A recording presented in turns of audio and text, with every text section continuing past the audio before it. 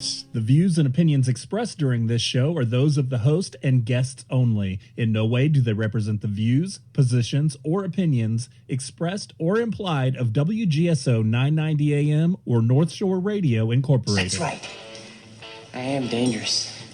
He's awake, not woke. We don't need a bunch of cats in here. Yeah, be a dog. We don't need no meows. We don't need no cats. We need more dogs. He may be small in stature, but he's big on opinion. Welcome to the Kristian Garrick Show. Wait till they get a load of me. He's a patriot, a Marine, Semper Fi. Jump in the fighting hole with Kristian at 504-556-9696. And now, here's Kristian. Hello, and welcome to the Kristian Garrick Show. I am not Kristian Garrick. This is Drew Robinson on this Wednesday, February the 19th. Glad to be with you here on the Kristian Garrick Show. I am a regular contributor because Kristian graciously has me on his show just about every Friday. But Kristian is off today, and I'm going to be subbing in for him. But there is no shortage of things to discuss and things that are going on right now. I'm excited to be able to have this opportunity with Kristian's audience, and I appreciate you guys and letting me be a part of his show on Friday, and especially as much as I'm going to be today. So I do have my own show, by the way. It's the Coach Rob Show on WGSO every Saturday at noon. I basically use that show to look at life through the lens of faith, family, and football, because those are the things that I know. I'm a Christian that is redeemed by the grace of Jesus, that I simply try to live in response to that and try to live a life pleasing to him, not because I can earn anything, but only because of the grace and love that he has shown me. And I've been a family man for 31 years, been married since right after college, have 3 grown kids, and I've also been a coach, a football and a basketball coach, among other things, for almost 3 decades as well. And so it's amazing how the things that go on in the world demonstrate principles that you learn through your belief system of what you think life is all about, what you think God's role in this world is, and what my relationship to him is, what I know as a husband and a father, and what I know as a coach, and what I know about the game, particularly the game of football, because that's the primary sport that I coached,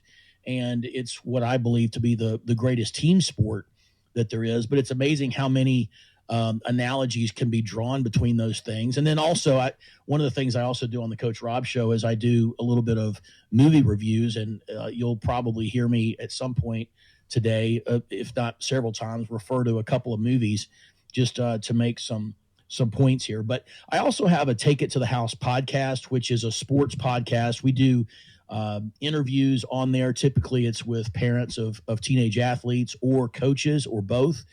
I have a partner on that podcast named Alex Deitz, and we talk about the football and the basketball that's going on in the world, but we also kind of bring it home to talk about families and what families are going through in that process, and how we're all trying as parents and as coaches to help facilitate the process of kids becoming responsible adults.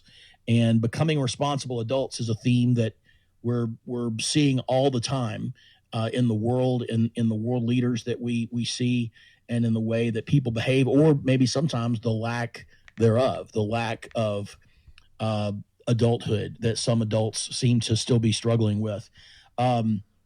So earlier this week, I had done a post, and I do have a YouTube and a Facebook account. You can find under Drew Robinson. I've got an Instagram and also a Twitter X account under @Drew Robinson. But I put a post up earlier this week about the book of Isaiah in the Old Testament, the prophet Isaiah. And what I thought was interesting about kind of getting into this study that I'm in a men's group that looks at different parts of Scripture. We're in Isaiah this semester, and Isaiah is kind of fascinating because with the prophets, you're looking forward of things to come. And one of the things that it reminded me of is, as a coach and as an athlete, we're always talking about preparation. We're always talking about how we're in the midst of preparation, getting ready for the big event. I even mentioned several times about how Tom Brady will talk about, when you get to a point where you can make the little details of your preparation be big deals. You can make every day into a situation that is as big as the Super Bowl. And you just get in the habit of always dealing with things every day. Then when you get to the Super Bowl, it's just an extension of your habit. It's not some huge event that's overwhelming because you've lived it. You've lived it every single day. And so the importance of preparation is something that Isaiah reminded me of. And so this life, and I'm 54, so I'm certainly not in the winter of life. At least I hope and pray that I'm not, but I've got a little bit of time left. But I've also got enough years under my belt where I start thinking about things like, okay, I want to finish well. I want to leave my kids in a good position after I'm gone, and my grandkids and so forth. I've got 2 little granddaughters now, so I'm thinking about grandchildren and legacy and all those types of things. And we tend to think about life as something that we want to finish well. Well, what Isaiah is about is that this life, is a reminder, is not something that we need to think about in terms of finishing, but we need to think about this life in terms of preparation. This life is something that is preparing us for an eternal existence. It's preparing us for something that is even bigger. And so everything that I'm trying to learn about and grow through are about these sort of new perspectives. So I've just kind of got that perspective on my brain this week as I'm looking at some of these issues. So let's dive in. We got a lot of stuff in this stack here. We've got a Delta flight crash in Toronto I want to talk about. JD Vance gave a speech last weekend at the Munich Security Conference. A lot of people talking about his speech, a lot of critique, a lot of interesting commentary about that. We've got a judge that ruled about Doge, ruled that, frankly, Doge can continue. So amazingly, we've got a judge making a ruling as a result of 14 different states' attorneys general, all Democrat states, by the way, trying to say that Elon Musk does not have the right, and Trump does not have the right, to allow Elon Musk to do all these things that he's doing with the Department of Government Efficiency. But the judge this week said, he can. He can do that. That is constitutional. So according to this judge, the so-called constitutional crisis that we've been hearing about for a week and a half is not a constitutional crisis, according to the judge.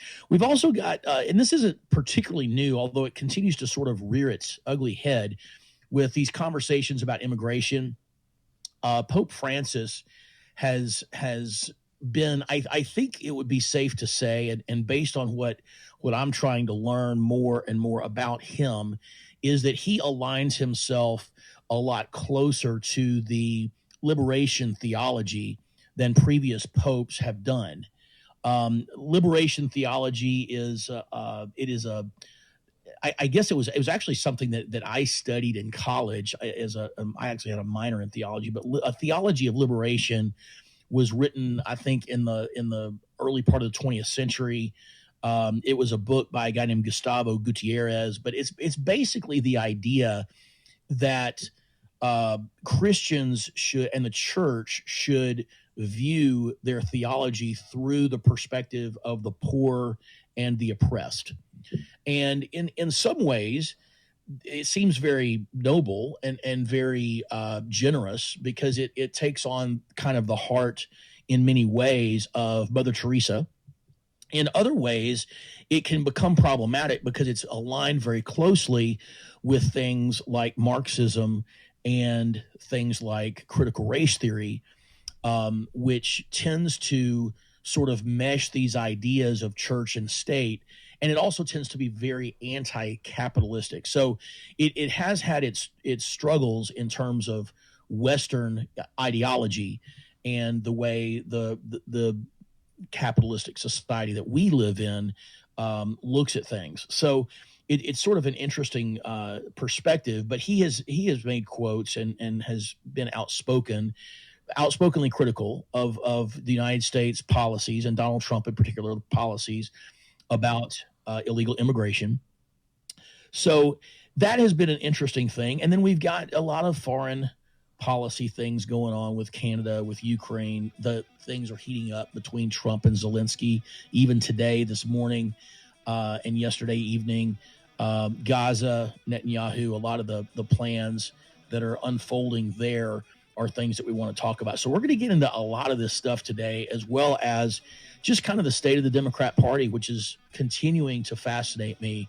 Their embracing of hysteria, and kind of this passion and reason balance that has sort of been the political strategy of the Democrat Party in recent years, and how it has kind of caught up with them, I believe. But we are going to take a quick break, and we're going to come back. Thanks for being with us here today, and we'll talk to you again in a minute on the Kristian Garrett Show. Hey, it's Kristian. I'm here to tell you about a new business networking group I just joined. It's